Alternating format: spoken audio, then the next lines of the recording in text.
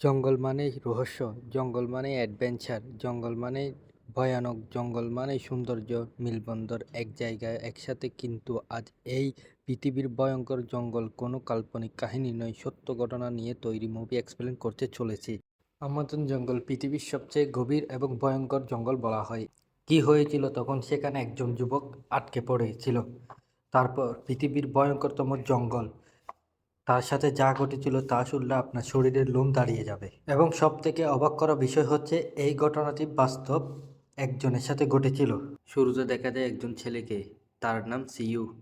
CU 3 বছর আর্মিতে কাজ করে 1980 সালে ইসরায়েল ছেড়ে চলে আসে। সে ঘর সংসার বা চাকরি করে আর 5জন মানুষের মতো জীবন কাটাতে চায়নি।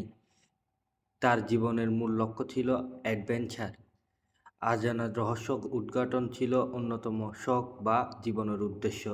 এই উদ্দেশ্যে ইউসি রওনা দেয় দক্ষিণ আমেরিকার বলিভিয়ার উদ্দেশ্যে। সেখানে তার সাথে দেখা হয় মার্কাস নামের একজন যুবকের সাথে।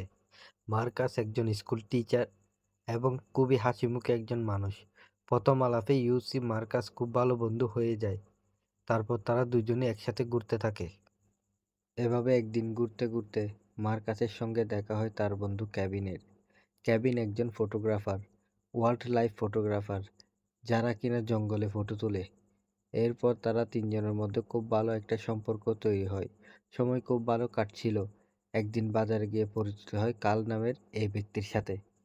পরিচয় হওয়ার পর সে ইউসিকে বলে, আমার কাছে এমন একটা জায়গার খোঁজ আছে, অরণ্য ততটা গভীর যতটা রহস্যজনক, এবং সেই জঙ্গলের মধ্যে লুকিয়ে আছে অজানা ও ভয়ঙ্কর সম্প্রদায়, যারা আমাদের সমাজ থেকে আলাদা। আমাদের সমাজ সভ্য এবং শিক্ষিত হলেও তাদের সেই ভয়ঙ্কর জঙ্গলের মাঝখানে এখনো আদিম যুগ চলছে। তাদের খোঁজ কেউ জানে না। আপনি যদি চান তাহলে আমার সঙ্গে যেতে পারেন, ইউসিকে বলে সে। এইসব কথা শুনে খুবই খুশি হয়ে তার বন্ধুদের বলেছে। কিন্তু মার্কাস এবং কেভি কিছুতে তার কথা বিশ্বাস করছে না। বর্তমানে এই জঙ্গলে আদি মানুষের বসবাস।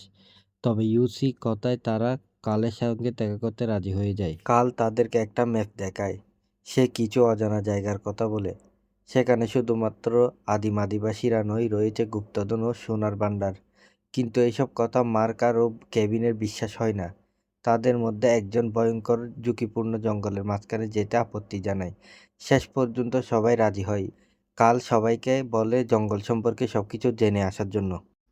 কাল বলে, যে কোনো বিপদ আপদ আসলে আমি সামলে নেব। 1981 সালে 4 নভেম্বর তারা সমস্ত জিনিসপত্র নিয়ে রওনা দেয়। এখানে বলে রাখি, প্রয়োজনের জিনিসের মধ্যে কিন্তু আসার সময় একটি ধার্মিক বই নিয়ে আসছিল মার্কার। দেখতে দেখতে তারা প্রবেশ করে আমাজন জঙ্গলের গভীরে। সেখানে চতুর্পাশে সবুজ আর সবুজ, নানান রকম ভয়ঙ্কর পশু পাখি আর নদী। যেটার উদ্দেশ্যে তারা এসেছে। সারাদিন ঘোরাঘুরির পর নিরাপদ জায়গা থেকে টেন্ট বা তাঁবু বানিয়ে সেখানে রাত কাটালো। তারপরের দিন সকালে জঙ্গলের গভীরে যাওয়ার জন্য রওনা দিয়েছে।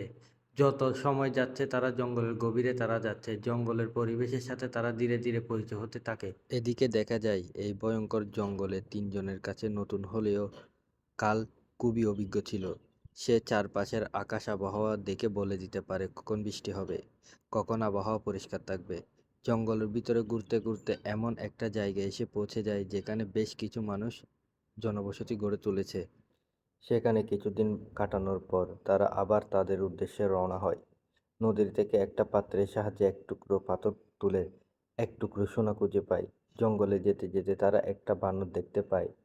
দেখার সাথে সাথে সেটাকে গুলি করে বানরটাকে মেরে তাদের রাতের খাবার জোগাড় হয়। জঙ্গলে হাঁটতে হাঁটতে মার্কাসের পায়ে এক ধরনের ঘা হয়। চিকিৎসা করলেও দেখা যায় সে আর চলার মতো অবস্থাতে নেই। কাল জানায় এখন তারা যেখানে আছে তার থেকে মাত্র যদি আর 4 দিন হাঁটতে হয়, তারা এমন একটা জায়গা পৌঁছাবে যেখানে আরেকটা জনবসতি আছে। কিন্তু মার্কাসের পক্ষে হেঁটে যাওয়া সম্ভব নয়।